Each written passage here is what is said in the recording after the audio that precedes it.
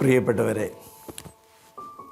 തേരുമള ശ്രീമാൻ Joseph നാടാരും Shrimati ശാന്തപ്പൂ എൻ്റെ അപ്പച്ചിയും അമ്മച്ചിയുമാണ്. അപ്പൂപ്പൻ അല്ലെങ്കിൽ അപ്പച്ചി, അദ്ദേഹത്തിൻ്റെ പേര് നാരായണൻ നാടാർ ആയിരുന്നു. പുലവങ്ങൽ കുടുംബത്തിൽ നിന്നാണ് തേരുമള വന്ന് താമസിക്കുകയും തുടർന്ന് വലിയൊരു കുടുംബത്തിന് തുടക്കം കുറിക്കുകയും ചെയ്തത്. ഇന്ന് തേരുമൽവിള കുടുംബം പല മേഖലകളിലായിട്ട് വ്യാപിച്ചു കിടക്കുകയാണ്. കണ്ണുകുഴി, കല്ലുവിള, പുതുവൽ, പള്ളിവിളാകം, പാഞ്ചിക്കാല, കോട്ടുകാൽ, ഇളയ കൊച്ചപ്പനായ ക്രിസ്താസ് ചിന്നപ്പൻ തേരുമളയിൽ തന്നെ താമസിക്കുന്നതുകൊണ്ട് അതും തേരുമള കുടുംബം. അങ്ങനെ ഈ വലിയ കുടുംബത്തിൻ്റെ ഉപശാഖകൾ കേരളത്തിൻ്റെയും മറ്റ് സ്റ്റേറ്റുകളുടെയും ഒക്കെ വ്യാപിച്ച് കിടക്കുകയാണ്. ഈ ഒരു മഹാപ്രതിഭാശാലികളായ ശ്രീമാൻ ജോസഫ് നാടാരുടെയും ശ്രീമതി ശാന്തപ്പൂവിൻ്റെയും പേരിൽ തേരുമൽവിള ഒരു കുടുംബ കൂട്ടായ്മയുടെ തുടക്കത്തിന് നാം ആരംഭം കുറിക്കുകയാണ്. 2023 സെപ്റ്റംബർ മാസത്തിലാണ് എൻ്റെ ജ്യേഷ്ഠനും പുതുവൽ കുടുംബാംഗവുമായ ഡോക്ടർ ജോർജിൻ്റെ ആ ഒരു ദീർഘവീക്ഷണത്തിൻ്റെ ഫലമായി കുടുംബത്തിലെ വിവിധ അംഗങ്ങളെയെല്ലാം വിളിച്ചുകൂട്ടി ഈ വലിയൊരു കൂട്ടായ്മ നടത്തണം എന്നും ഈ പ്രഗത്ഭരായ അപ്പച്ചിയുടെയും അമ്മച്ചിയുടെയും പേരിൽ ഈ കൂട്ടായ്മ മുന്നോട്ട് കൊണ്ടുപോകണമെന്നുള്ള ഒരു പ്രതിജ്ഞാബദ്ധതയുടെയൊക്കെ ഫലമായിട്ടാണ് 2024 മെയ് മാസം 1-ാം തീയതി അവരുടെ ഓർമ്മ ആചരിച്ചുകൊണ്ട് കല്ലറ പ്രാർത്ഥനയും തുടർന്ന് ഉച്ചക്കട ദേവാലയത്തിൽ അവർക്ക് വേണ്ടിയും നമ്മുടെ ഈ വലിയ കുടുംബത്തിൽ നിന്നും ദൈവസന്നിധിയിലേക്ക് എടുക്കപ്പെട്ട വ്യക്തികളെ അനുസ്മരിച്ചുകൊണ്ട് അവർക്ക് വേണ്ടി പ്രാർത്ഥിച്ചുകൊണ്ട് ഒരു ദിവ്യബലി അർപ്പണവും തുടർന്ന് ഉച്ചക്കട സെൻറ്റ് തെരേസാസ് ഹാൾ വെച്ച് തന്നെ ഒരു കൂട്ടായ്മയും ഒരു ഫെലോഷിപ്പും നാം നടത്തുന്നത്. ഈ അവസരത്തിൽ ഇതിൻ്റെ പിന്നിൽ പ്രവർത്തിക്കുന്ന എല്ലാവരെയും ദൈവം അനുഗ്രഹിക്കട്ടെ എന്ന് പ്രാർത്ഥിക്കുന്നു. പ്രിയപ്പെട്ടവരെ, തേരുമള അപ്പച്ചി അല്ലെങ്കിൽ നാട്ടുകാരുടെ തേരുമള അപ്പൂപ്പൻ എന്നെ സംബന്ധിച്ചിടത്തോളം ഒരു ഇതിഹാസ പുരുഷനാണ്. അദ്ദേഹത്തിൻ്റെ ചില സവിശേഷതകൾ അടുത്ത തലമുറയ്ക്ക് വേണ്ടി ഞാൻ പങ്കുവയ്ക്കുകയാണ്. തീർച്ചയായിട്ടും എന്നേക്കാളും അപ്പച്ചിയെക്കുറിച്ച് പറയുവാൻ ആധികാരികതയുള്ള വ്യക്തികൾ നമ്മുടെ കുടുംബത്തിൽ തന്നെയുണ്ട്. അവരുടെ പങ്കുവയ്പ്പുമൊക്കെ ഉണ്ടാകട്ടെ എന്ന് ഞാൻ പ്രാർത്ഥിക്കുന്നു. ഞാൻ ഒന്നാമതായിട്ട് അപ്പൂപ്പൻ്റെ പ്രാർത്ഥനാ ജീവിതം തന്നെ നിങ്ങളുടെ മുമ്പിൽ അവതരിപ്പിക്കട്ടെ. അപ്പൂപ്പൻ എന്ന് പറയുമ്പോൾ അമ്മുമ്മയും കൂടെ അല്ലെങ്കിൽ അപ്പച്ചിയും അമ്മച്ചിയും അവരുടെ പ്രാർത്ഥനാ ജീവിതം നമ്മുടെ തലമുറ, ഇളം തലമുറ, അടുത്ത തലമുറ, വരാൻ പോകുന്ന തലമുറയൊക്കെ അറിഞ്ഞിരിക്കണം. അവരെ സംബന്ധിച്ചിടത്തോളം പ്രാർത്ഥനയിൽ ഒരു വിട്ടുവീഴ്ചയുമില്ലാത്ത ഒരു ജീവിതം നയിച്ചവരാണ്.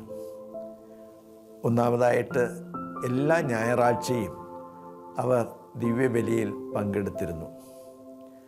അമ്മച്ചിയാകട്ടെ സൊഡാലിറ്റിയിലും അന്നുണ്ടായിരുന്ന പ്രത്യേകിച്ച് അൽമായർക്കുള്ള അൽമായ സംഘടനയായ ഫ്രാൻസിസ്കൻ മൂന്നാം സഭയിലും അംഗമായിരുന്നു.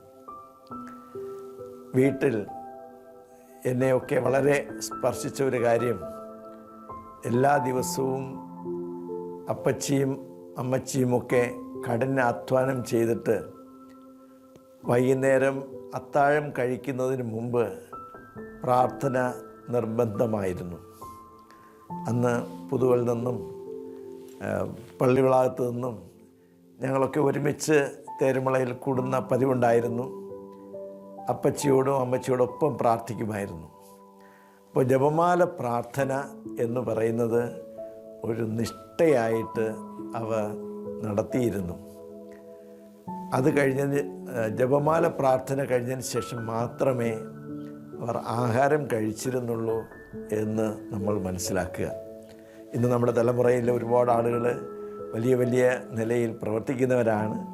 അവർക്കും വേണ്ടി കൂടെ ഞാൻ പറയുകയാണ്, നമ്മുടെ അടിത്തറ ആധ്യാത്മികതയിൽ ഉറച്ചതായിരിക്കണം. ഇനി നമ്മുടെ അപ്പച്ചിയെ കുറിച്ച് പറയുമ്പോൾ വലിയൊരു കർഷകനായിരുന്നു. ധാരാളം ഭൂമി ഉണ്ടായിരുന്നു. അവിടെ ഏത് ജോലിക്കാരനോടൊപ്പം നിന്ന് ജോലി ചെയ്യുവാനും അവർക്ക് നേതൃത്വം നൽകുവാനും അപ്പച്ചിക്ക് സാധിച്ചിരുന്നു. അത് മരിച്ചിനി അല്ലെങ്കിൽ കപ്പ നടുന്ന മേഖലയിലാകട്ടെ, വയൽ നെല്ല് വിതയ്ക്കുന്നതാകട്ടെ, നെല്ല് കൊയ്യുന്ന സമയമാകട്ടെ, അത് സംസ്കരിക്കുന്ന എല്ലാ രംഗങ്ങളിലും, അതുപോലെ തന്നെ കടവം എന്ന് പറഞ്ഞാൽ കൊട്ട ഉണ്ടാക്കുന്ന വലിയൊരു കഴിവ് അപ്പച്ചിക്കുണ്ടായിരുന്നു. അതുപോലെ തന്നെ ഓല കീറി മിടയുവാനും അതുപോലെ തന്നെ ചക്കയൊക്കെ കൂടെയൊക്കെ ഉണ്ടാക്കുവാനൊക്കെ സാധിച്ചിരുന്നു. പ്രിയപ്പെട്ടവരെ, അദ്ദേഹത്തിൻ്റെ ആ ജോലി, അപ്പൂപ്പൻ്റെ ആ ജോലി ഇന്ന് ചിന്തിക്കാൻ പറ്റാത്ത തരത്തിലുള്ള ഒരു ജോലി ചെയ്ത മനുഷ്യനായിരുന്നു. അത് ഒരു നിഷ്കാമകർമ്മയായിട്ട് മക്കൾക്ക് വേണ്ടിയും കുഞ്ഞുമക്കൾക്ക് വേണ്ടിയും അദ്ദേഹം ചെയ്തിരുന്നു എന്നതാണ് നമ്മൾ ഓർക്കേണ്ട ഒരു കാര്യം. അമ്മച്ചിയെ സംബന്ധിച്ചിടത്തോളം അമ്മച്ചിയോടൊപ്പം ധാരാളം ആളുകളുണ്ട്. കാരണം ഒരുപാട് ജോലിക്കാർ തേരുമള കുടുംബത്തിൽ ജോലി ചെയ്യുവാനായിട്ട് വരുമായിരുന്നു. അപ്പോൾ അവർക്ക് വേണ്ടി ആഹാരം ഉണ്ടാക്കുന്ന വലിയൊരു ജോലി അമ്മച്ചിക്കുണ്ട്. അമ്മച്ചിയോടൊപ്പം തന്നെ ധാരാളം ആളുകൾ ഉണ്ടായിരുന്നു, സ്ത്രീകളുണ്ടായിരുന്നു, പുരുഷന്മാർ സഹായിക്കാനുണ്ടായിരുന്നു. അതുപോലെ തന്നെ അമ്മച്ചി ചന്തയിൽ പോകുന്നതും അത് കഴിഞ്ഞിട്ട് തിരിച്ചു വരുമ്പോഴൊക്കെ കുഞ്ഞുങ്ങളായ ഞങ്ങൾക്ക് പുതുവലിലൊക്കെ വന്നിട്ടാണ് പോകുന്നത്. കൊച്ചു മുറുക്കോ അല്ലെങ്കിൽ മുട്ടായിയോ കുഞ്ഞുങ്ങളായ ഞങ്ങൾക്കൊക്കെ തരുന്നതിൻ്റെ മധുരമൊന്നും ഇപ്പോഴും മാറിയിട്ടില്ല. അപ്പോൾ വലിയ ഓർമ്മകളാണ് അമ്മച്ചിയും നൽകിയിട്ടുള്ളത്. അമ്മച്ചിയെക്കുറിച്ച് എല്ലാവരും പറയുന്ന ഒരു കാര്യമുണ്ട്, വുമൺ ഓഫ് ഹോസ്പിറ്റാലിറ്റി. എല്ലാവർക്കും ആഹാരം കൊടുക്കുന്ന, അത് തീർച്ചയായിട്ടും ബന്ധുക്കളും എല്ലാവരും വരും. അപ്പച്ചി അവരുടെ പുലവങ്ങ കുടുംബത്തിലെ മൂത്തയാളാണ്. അമ്മച്ചിക്കും അമ്മച്ചിയുടേതായ ബന്ധുക്കളുണ്ട്. അപ്പോൾ എല്ലാവർക്കും വലിയൊരു സ്വീകാര്യത നൽകിയത് കൊണ്ട് തന്നെ എല്ലാവരും ബന്ധുക്കളും അവിടെ വരും.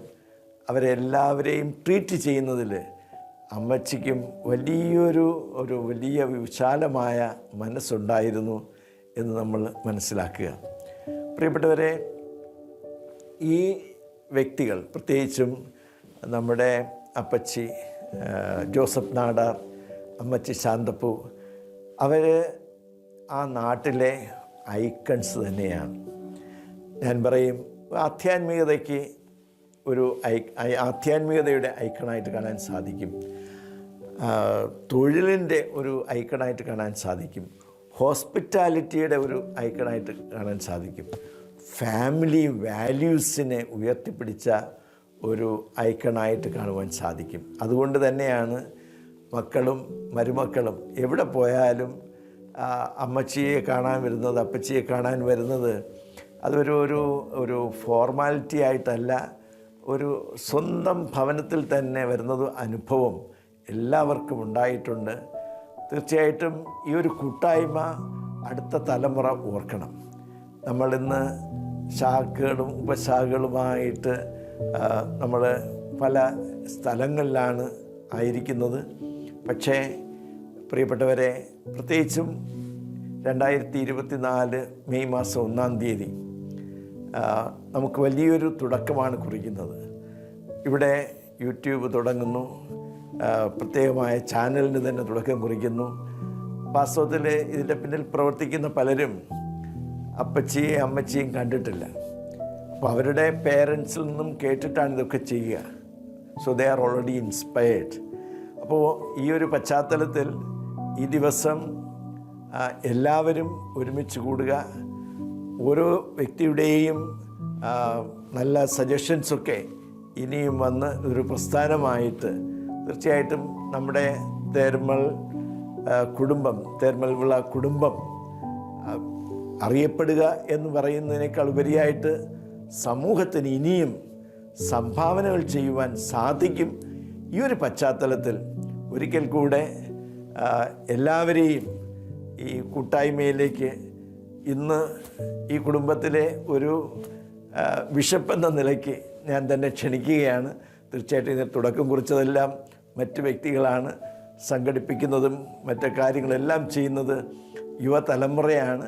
അവരോടുള്ള സന്തോഷം പ്രകടിപ്പിച്ചുകൊണ്ട് ഇന്ന് ഒരു ആധ്യാത്മിക രംഗത്ത് പ്രവർത്തിക്കുന്ന ഞാൻ തന്നെ ആത്മീയമായിട്ട് തന്നെ നിങ്ങളെല്ലാവരെയും ഈ ഒരു കൂട്ടായ്മയിലേക്ക് ക്ഷണിക്കുകയാണ്.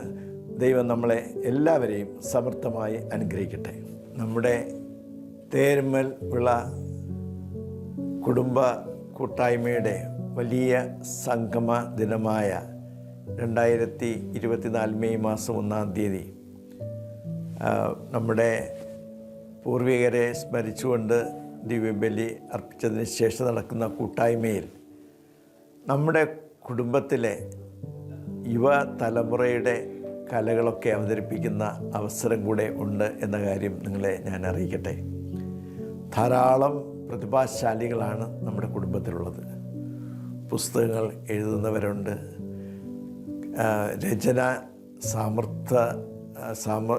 രചനയിൽ വൈഭവമുള്ളവരുണ്ട്, സംഗീതജ്ഞരുണ്ട്, ഡാൻസ് കളിക്കുന്നവരുണ്ട്.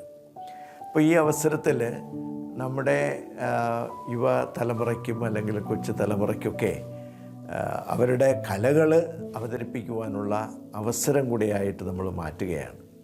അപ്പം അതുകൊണ്ട് തന്നെ എല്ലാവരും ഈ നമ്മുടെ കൂട്ടായ്മയിൽ പങ്കെടുക്കുകയും നമ്മുടെ കലാകാരന്മാരെയും കലാകാരികളെയും പ്രോത്സാഹിപ്പിക്കുകയും ചെയ്യേണ്ടതുണ്ട്. തീർച്ചയായിട്ടും ഈ കുഞ്ഞുങ്ങളുടെ ആ വളർച്ചയിൽ നമുക്ക് സന്തോഷിക്കാം. ഇത് ഞാൻ നേരത്തെ സൂചിപ്പിച്ചതുപോലെ നമ്മുടെ ഒരു സമൂഹത്തിന് തേർമൽ വിള കുടുംബം നൽകുന്ന ഒരു സമ്മാനമായിട്ടും സംഭാവനയായിട്ടും തീരും എന്നതിന് സംശയമില്ല. തീർച്ചയായിട്ടും ഇതുവഴി സമൂഹത്തിൽ വ്യത്യസ്തങ്ങളായ കുടുംബ സംഗമങ്ങളൊക്കെ ഉണ്ടാകട്ടെ, കൂട്ടായ്മകൾ വളരട്ടെ. അങ്ങനെ സ്നേഹവും സമാധാനവും നമ്മുടെ സമൂഹത്തിൽ നിലനിൽക്കട്ടെ എന്നുകൂടെ ഞാൻ പ്രാർത്ഥിക്കുകയാണ്. ദൈവം എല്ലാ കലാകാരന്മാരെയും കലാകാരികളെയും അനുഗ്രഹിക്കട്ടെ എന്ന് പ്രാർത്ഥിക്കുന്നു. പ്രിയപ്പെട്ടവരെ, നമ്മുടെ ഈ കൂട്ടായ്മ തീർച്ചയായിട്ടും ലോകം മുഴുവനും അറിയേണ്ടതായിട്ടുണ്ട്. അതുവഴി നമ്മുടെ ഓരോ വ്യക്തിയുടെയും സംഭാവനകൾ, സമൂഹത്തിന് നൽകുന്ന സംഭാവനകൾ ഈ കൂട്ടായ്മയുടെ ആഭിമുഖ്യത്തിൽ തന്നെ ലോകത്തിലെത്തിക്കുവാനുള്ള കഴിവും സാമർഥ്യവുമുള്ള വ്യക്തിയാണ് നമ്മുടെ കല്ലുവള കുടുംബത്തിലെ ഡെന്നാണ് യൂട്യൂബ് ചാനലിനും മറ്റ് സാങ്കേതിക വിദ്യകൾക്കുമൊക്കെ പിന്നിൽ പ്രവർത്തിക്കുന്നത്. അദ്ദേഹത്തോടൊപ്പം തന്നെ മറ്റുള്ളവരുടെ സഹകരണവുമുണ്ട് എന്ന കാര്യം കൂടെ നിങ്ങളെ അറിയിക്കുകയാണ്.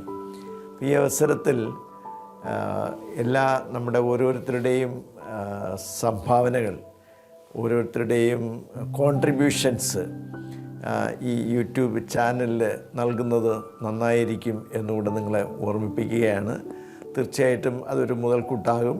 അടുത്ത തലമുറയ്ക്കത് നമ്മുടെ സമൂഹത്തിലെ വ്യക്തികൾ എന്തൊക്കെ ചെയ്യുന്നു, എവിടെയൊക്കെ ആയിരിക്കുന്നു, എങ്ങനെയൊക്കെ ആയിരുന്നു എന്നൊക്കെ അറിയുവാൻ അത് സാധിക്കും. അത് മറ്റുള്ളവർക്ക് പ്രചോദനം കൂടെ ആകുന്നതാണ്.